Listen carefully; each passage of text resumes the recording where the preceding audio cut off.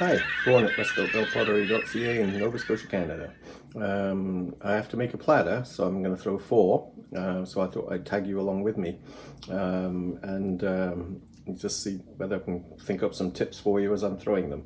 But basically, 516 is the clay body, which is a very sort of porcelain style clay body. It's white stoneware, but it's so creamy.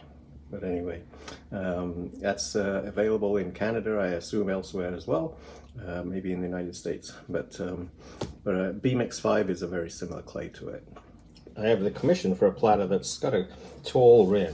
She wants it more like a large platter. You can serve a sloppy pasta dish in it. Try and get it in the center. It's a good idea when you're throwing, just to make sure it's going to be easy for you to center by rounding it off a little bit first. And even better if you can jab your elbow into something to give yourself some extra oomph, and then even more importantly, a good cup of tea to drink first. This mug is dated 1994, so it's had some wear. Okay, wet the clay and push it down on the back from the top first. The left hand should be there to stop it from sliding off. So you've got pressure side and top, but most importantly the top. If you are unable to center 5.5–6 pounds of clay, it's a good idea to cone it first. So put both hands around, put your heel of your hands opposite each other and press them together and pull up to the top. Do that a few times. What it does is it loosens the molecules of the clay so that centering becomes a little easier. It's sloppy, and then I'll do that twice, that's probably enough for me. And then you push it down, and if you have to stop to get some water, let go very slowly, get your water, dribble it right on the top, and continue to push down. The heel of your left hand is pushing in to stop any kind of mushrooming out of the actual clay.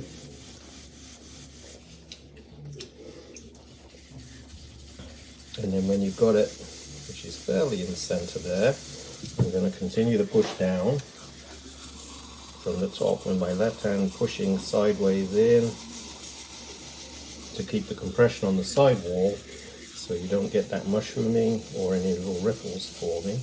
Make sure you let go slowly each time.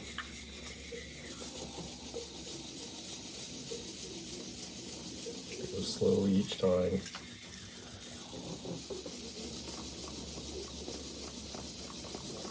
This is a funny bat that I'm throwing on. It's sort of a textural one. I thought probably should have chosen a different one, but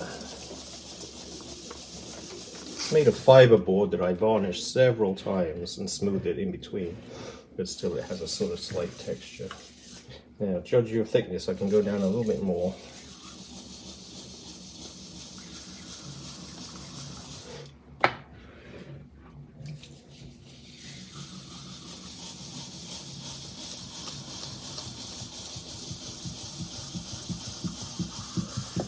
Lift my knee up onto a little stone I have on the left there, underneath my foot, to give myself a little thigh to lean my elbow on now. It's better to rest on your thigh than the splash band, because you can press so hard on that splash band you can hurt the nerve in your arm, which I have probably done over the decades, because I've had those tests done on my arms and they say I have nerve damage in my arms from that, because I leaned on the splash pan. When I had carpal tunnel surgery in both hands, they test you for all that stuff. But surgery was actually 17 years ago, and it's never come back. So I had Dr. Hahn in Kingston, New York, if anybody knows him. Tell him thanks from Vaughan. It's never come back.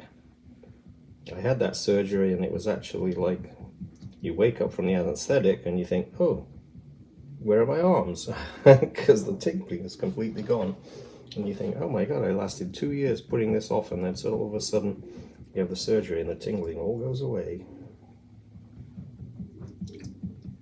I tried braces and everything to try and, all the exercises they talk about, but nothing got rid of it until the surgery. Okay, wet the rim. And I'm going to keep the sponge in my hand just to give me some extra water so I don't have to let go. And I'm going to try pushing it a bit and then pulling up, because she wants a tall rim.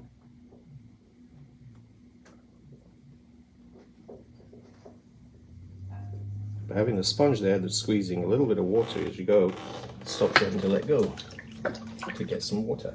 Now I'm going to dribble water all the way down both sides. Now I've done the major pull, so I don't need the sponge anymore. So push in, fingertips opposite each other. Don't go too thin. And I'm going to leave a thick rim. It gives the piece a little bit more, not really strength, but it gives it a feeling of strength.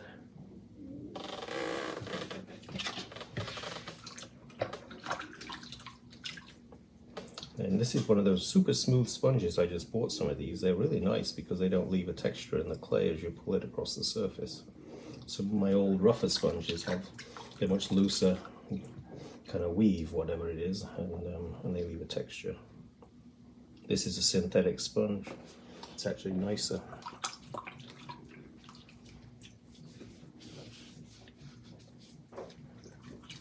I'm not using the mic that I tried in my last video for kiln unloading, where I was trying it out, because there's no traffic indoors. So hopefully you can hear everything. There's not any background noise. I turned all my fans off, because I'm used to all these studio noises. But when you listen to yourself on the iPad or the computer and you think, where's all that noise coming from? So I'm going to put a little groove on the bottom, and then I'm going to lift up this part here. I'm going to push in just above the groove that I made to make myself a little ledge that I can pull the wall down a bit, and then you can hang the platter with picture wire on the wall. This one's more of a ball, so it's not as necessary, but I've always done that so you can hang your pieces without being able to see how they're hanging. Some people just drill 2 holes in the platter on that wall area, and then they can put picture wire through, but then you only have this little 2 or 3 inch piece of picture wire there instead of going all the way around. Okay, so when you pull, since this doesn't have to go down very much, I'm going to put my finger in and just pull it out a touch.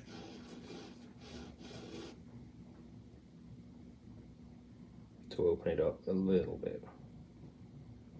And when these things dry, they actually lift a bit anyway, and so it'll become more vertical. That's just the nature of the drying process. So I'm going to throw a platter next that is basically a flatter rim. Then you pull the spiral if you want it, just by doing that.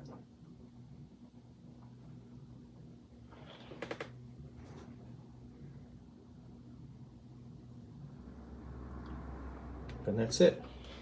That's a 15-16 inch platter. I'll show you the groove on the back, see if I can get this through and lift it.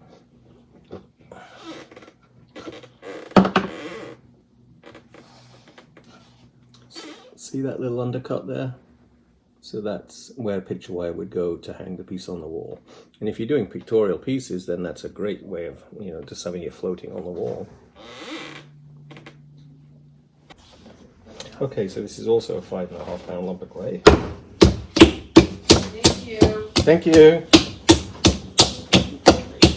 You got friends watching you. Yeah, I have a bunch.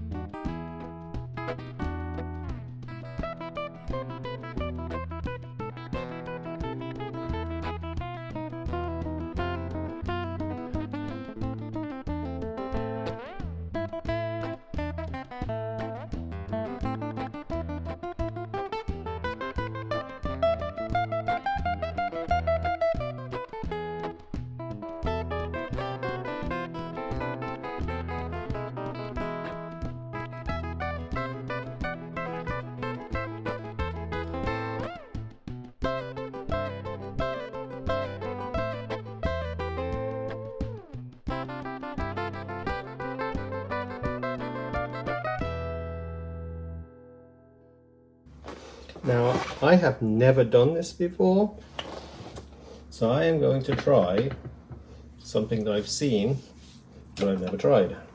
So let's see what happens if I do it, because I've seen this done in a video and I wanted to see whether it works.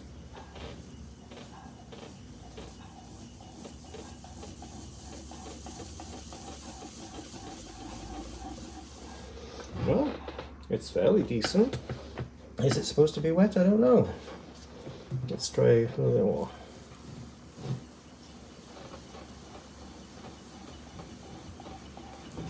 Well, I mean, it's easier for me to use my arms.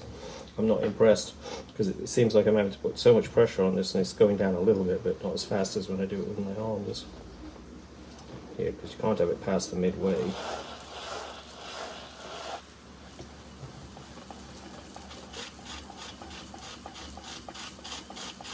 Because look, it's even more out center. So I'm just going to go back to using my arms.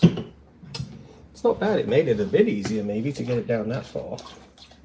But now since it's not badly out of center, but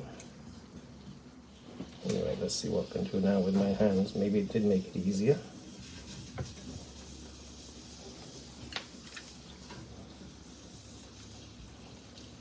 Yeah, it's easy enough to push it back a little bit.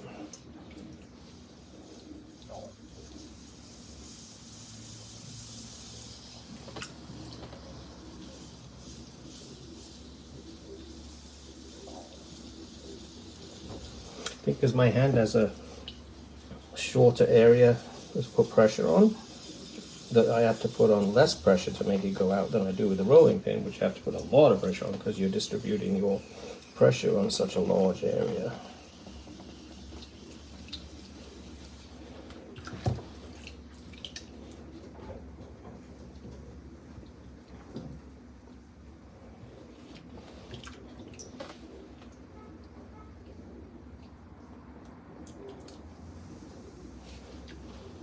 We've had a fairly busy season. We're about level with where we were last year, and we're about halfway. No, probably not quite halfway through the season yet.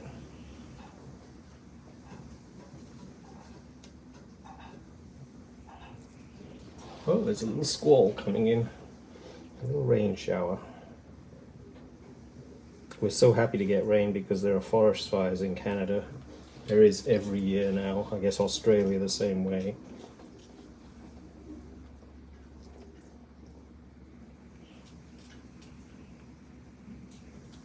I'm so happy when it rains because I also don't have to water all my pots. I have so many flowers around the gardens. It's part of what makes summer fun though. This morning we woke up to a heavy rainstorm.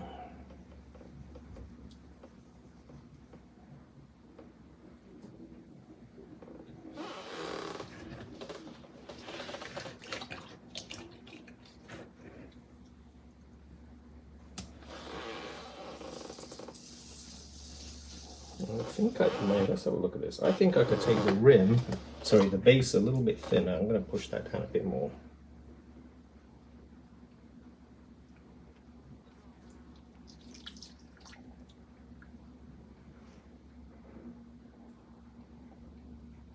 And then because I've gone twice at stretching out, I'm going to push back to the center again to recompress that part there.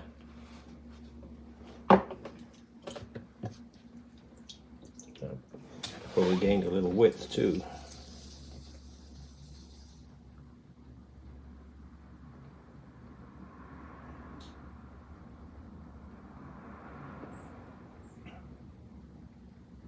I think I want to make some of those Icelandic platters, or the cove platters. I've been selling that design fairly well this summer because it totally reflects what we've got around here, which is little coves with little villages and water with hills around. And in the winter, of course, we've got the winter version of it. It looks very bleak, and I've often thought about putting some little houses in the landscape in those, so maybe I'll try that with this time.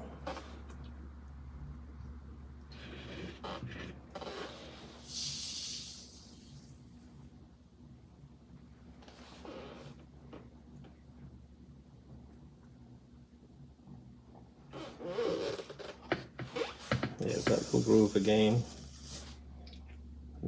Do the other side, push that in just above the groove, so you get that little shelf that you can put picture wire. Picture wire comes off very quickly when you want to use the platter. You lift it off the wall, just literally just twist a bit, and it comes right off, and then you can put it back on when you want to hang it again. So it solves the problem of where do we store these platters, because they're way too deep for regular cabinets in a kitchen. So hanging them on a wall gives you twice the use of the piece. It's usable and it's decorative. So once again, flat rim, so press down. This is a slightly smaller platter because I left the base area a little thicker.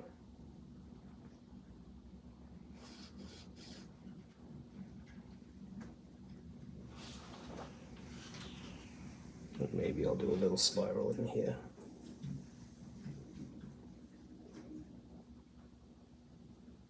It's nice when it catches the glaze like that, but I always take off the sharp point. And these synthetic sponges are really nice.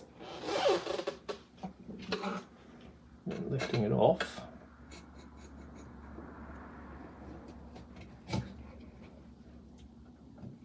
I use a screwdriver to push underneath, a flat-headed screwdriver. And there's the rim again. So to give you an idea of what I'm going to be doing, all this time I've been painting white liquid slip on top of clay slabs, tiles, because I'm going to be setting up to do some carved pieces, which is surprising this time of the year because I'm actually selling out of my little black and white carved pieces in frames. Mostly I seem to think I would make mugs in the summer season, but this is nice, selling art. And then there's the other two platters that I just threw. They're for the vertical wall pieces. And then in the damp cupboard, I have the two flat wall ones, which I have to lower the wall down a little bit more. And then I've got some pieces there that I made for Jackie, so she's going to be painting those. Those are more tiles with white slip on. And then the last several days, I carved all of this lot. And Jackie carved a couple of them too, but I've been carving some pieces with whales splashing around. Okay, it's time to go home, and I've been sorting out all the pieces I made today. So one of the things that's important to do is to make sure everything's still in good shape tomorrow. So I cut through these large platters before I go home in the evening, and I don't use a little hand cut wire, I use this half, which I think you can get in Australia, somebody told me about, and it's definitely in the UK. I'm not sure if you can find these in the United States, but it's so easy to cut through something. One hand pulls, the other just steadies the back, and you pull right through. So they'll be fine until tomorrow morning now. The other thing that I have to do is, before I go home, I have to make sure these pieces are, the rim has risen up quite a bit, that they're as flat as I can get them overnight. So I just put it on the wheel again. This wheel is not on. Oh, yes, it is. And then I put my finger on top, finger underneath, and I take it down as far as it will go without collapsing. So an hour and a half's drying stiffens the clay up just enough so you can pretty much get this almost completely flat.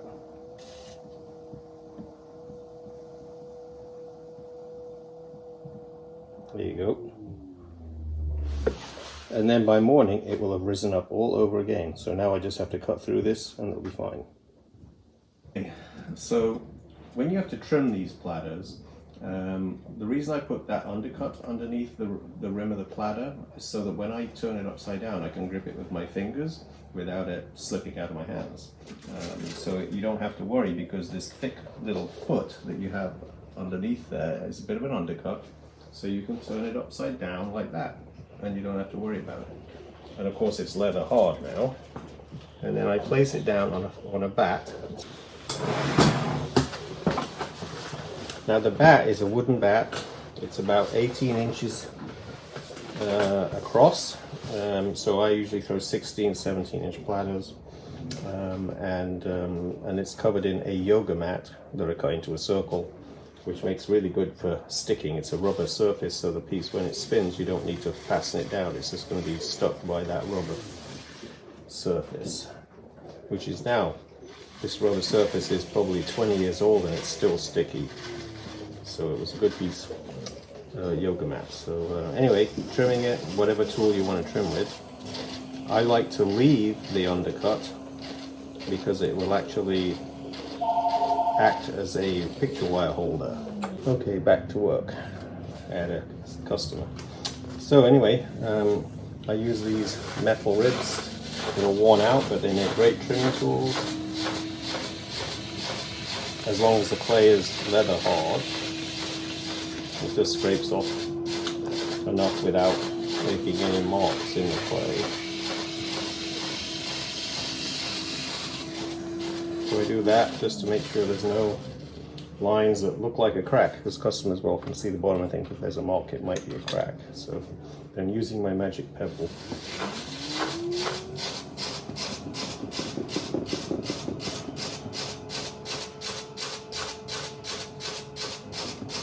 Until it feels like it's glassy a little bit, that way you know it's not going to scratch the surface.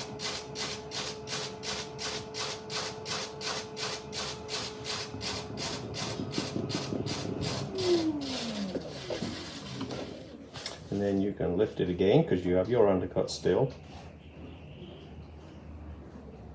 Place it back on the surface. Make sure it's centered. And then I'm just going to polish the rim a little bit too. Still a little off. Perfect. And then I can feel there's a little sharp edge, not sharp, but sort of a corner. So I'm simply trying to burnish that down.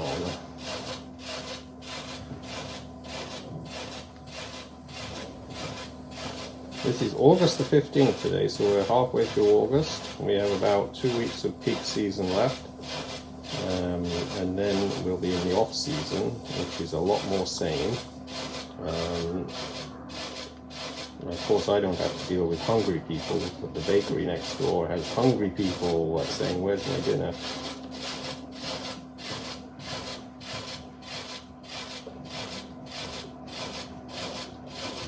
There you go. And we had a rainstorm last night for the first time in like a month. So things were a little damp when we got up, thank goodness. And there's a hurricane off the coast coming up next week, so we're hoping for brushing, just the brushing by it. Okay, so that feels like it's a little bit rounder at the edge there. So that means the glaze won't run off that corner, basically, and make it vulnerable to chipping.